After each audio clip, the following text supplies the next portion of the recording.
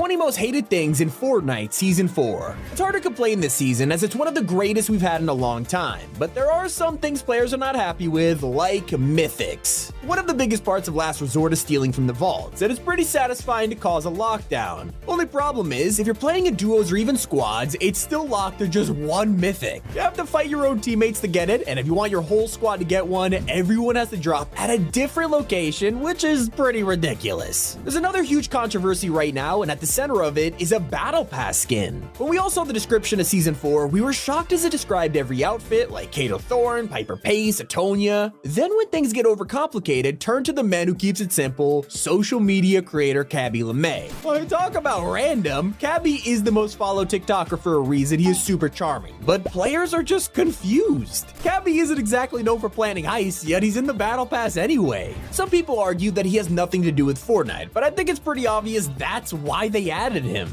Epic is always looking for ways to bring new people to the game, so this makes total sense, but I can see why players want him in the item shop instead of taking up a Battle Pass slot. One item that nobody was expecting is the Crash Pad Jr. This was an interesting decision, and Fortnite clearly took a gamble here. Either this new version of the Crash Pad was going to be amazing or ruin Season 4. Well, let's just say fans aren't happy. One of the best parts about the original Crash Pad was that it destroyed everything around it, so you could truly escape from any situation immediately. You're in a house, just throw it down and you'll fly through the roof. Now try this with the Crash Pad Jr. and ouch! You also can't do a car launch anymore or the chain trick. Not to mention the Crash Pads were invented to save you from fall damage in an emergency, and it's way harder now that they're tiny. Something else that's become useless in Season 4 is TNTina's bow. This weapon used to be incredible when it came out, but over the years, Epic clearly changed their mind and nerfed this thing into the ground. If you decide to pick this up from the vaults, you'll instantly regret it. Firing is extremely slow, and the arrow doesn't even explode unless you fully charge it, which takes forever. Fans are already admitting that they would never pick this thing up, some even calling it worse than a pickaxe. But for anyone who loves to control Loot Island, you're probably bringing a squad with you, except there is one problem. You're meant to get free mythics, right? Only 2 of them are available, so it's causing problems. I recommend planning for this next time, or you might get into a heated debate with your friends. Fortnite definitely could have dropped more and fixed the entire problem, but there is a feature that makes zero sense.